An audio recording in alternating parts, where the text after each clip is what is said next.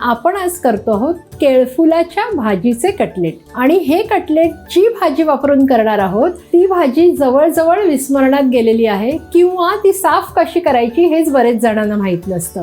इथून सुरीने ह्याचा देठ कापून टाकायचा. आता इथे बघू शकता ह्याला चीक असतो, तर त्यामुळेच आपण आता ही भाजी ताकात टाकणार आहोत, त्यामुळे हा चीक सगळा निघून जाईल.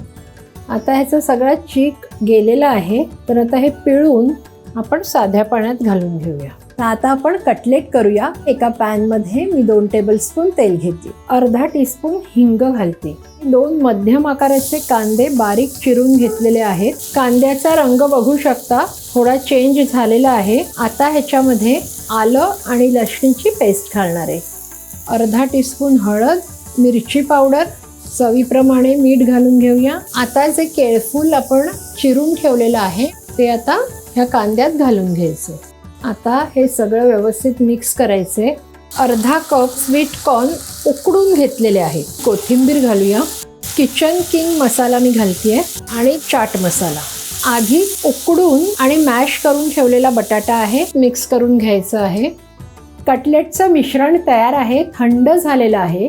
आता एकीकडे ना मी इथे ब्रेड क्रम्स घेतलेत आणि मैद्याची स्लरी केलेली आहे. हा बदामाच्या आकाराचा साचा घेतलेला आहे. आता ह्याला ना मी आतमधून तेल लावून घेणार आहे. तर ह्यातला एक गोळा घ्यायचा, साच्यात घालायचा.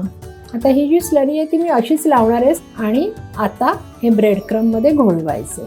आता हे कटलेट ह्यात आपण शॅलो फ्राय करणार आहोत.